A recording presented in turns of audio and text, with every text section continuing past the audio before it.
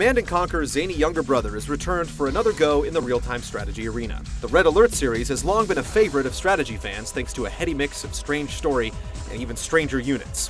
This newest installment has plenty of both. A new world order awaits.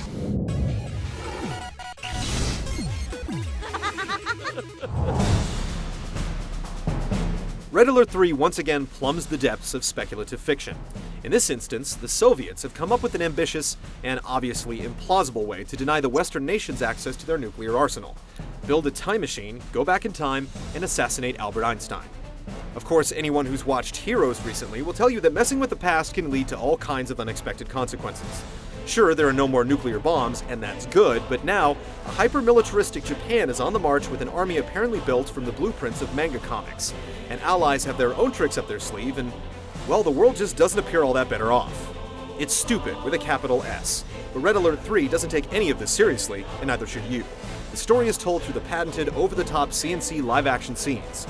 The upside here, other than the obvious camp factor, is that the cast is full of gorgeous women. Just shut your brain off and enjoy the ride. It's goofy, but fun. Our enemy was thrusting deeply into the motherland's tender nether regions.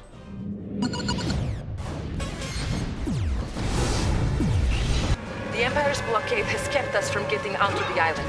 We're now attempting emergency landing operation. If you've worked your way through CNC 3 recently, then you'll feel pretty comfortable with Red Alert 3. Gone are the Tiberium fields and hyper-futuristic units of the Brotherhood of Nod and GDI. Instead, you'll be collecting good old generic ore to power your armies, all of which appear to have been designed using the kitchen sink approach. There are some key differences between the three sides. The Soviets are slow to build, but their units favor brute force. The Allies use units that require a more tactical approach. The Japanese, who aren't tied to a power grid the way other sides are, specialize in rapid deployment over a large area. Whichever side you choose, you'll have plenty of time to play with all three during the 27-mission campaign. You'll be subjected to a hodgepodge of crazy soldiers, tanks, planes, ships, and giant robots, nearly all of which have a secondary special attack. Water now plays a very important role on most maps, and because of that, many buildings and units are amphibious, including the Allied battleship, which can crawl up onto the beach and take the fight right into the enemy base. It'll take more than that to stop us. One interesting new addition to the campaign is the ability to play through the missions with a friend. Each mission is designed to be played with two armies working together against a common foe. If you don't have a friend online to help you out, the computer kicks in with a reasonably competent AI commander. Once the campaign is played out and you've had your fill of the story, Red Alert 3 has a nice set of skirmish maps and an online matching system, so you can test out your tactics against some real flesh and blood opponents. Overall, there's plenty of content to satisfy your pointing and clicking obsession.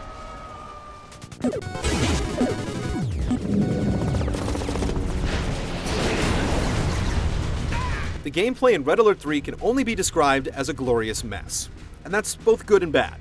One minute you'll be contending with Soviet war bears clawing at your troops, and the next you'll be ambushed by laser sword-wielding samurai who hide in the ground. All of the bizarre situations you'll find your army in, and all of the amazing display of pyrotechnics that go off during each and every match can be thrilling. But figuring out just what each of these weird and wacky units are good for is tough, because their form doesn't immediately suggest a function. This is made extra difficult with the inclusion of secondary powers, which are accessed with the tap of the F key. Trying to coordinate your special shrink ray powers while the rest of your army executes an attack isn't easy, especially since the pace of the game is relentlessly fast. Just like in the lab. But the Red Alert series has never been about subtle tactics. You can generally get by if you focus on the inherent strengths of your side. And in this way, it's a little disappointing because despite all the craziness going on in the gameplay itself is a little too safe.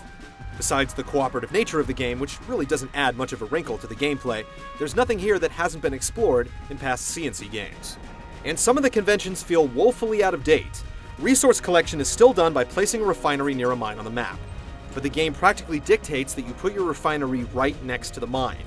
Why not cut out the middleman and house the refinery directly on the mine? Do we really need those little ore-collecting vehicles traveling all of 6 inches to and from the mine?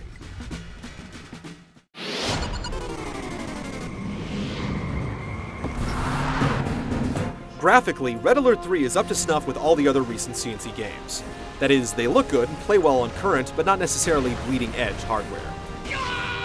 It's got the usual dose of EA spit and polish, so if you're looking for a pretty RTS to brighten your day, Red Alert 3 fits the bill. Oddly enough, the major draw in the CNC games are the live-action cutscenes. For Tiberium Wars, we had to endure reasonably competent actors delivering terrible lines with some semblance of conviction. My time machine. The actors enlisted for Red Alert 3 appear to be fully aware of the incredible stupidity of what they're being asked to portray. And since they're in on the joke, it's not that excruciating to watch Tim Curry butcher a Russian accent, Time is on our side. or Jenny McCarthy wear clothes she probably shouldn't be wearing anymore. Oh, who knows what nightmares we have created? If the whole thing weren't so over the top, it would be insulting with the cheap sets, corny dialogue, and young actresses sporting low-cut shirts. Actually, it is kind of insulting, but we'll take it. Let me fight. Embrace death, dare to defy me. Many will go into Red Alert 3 with expectations based on their fond memories of the past games. It will not disappoint. It's big, loud, and crazy, and it's clearly not meant to be taken too seriously. But looking past the pageantry, the whole thing is a little too familiar. If you're looking for some innovation, or at the very least, a modest twist in your RTS, you're not going to find it here. The only thing I can say about that is, oh, snap.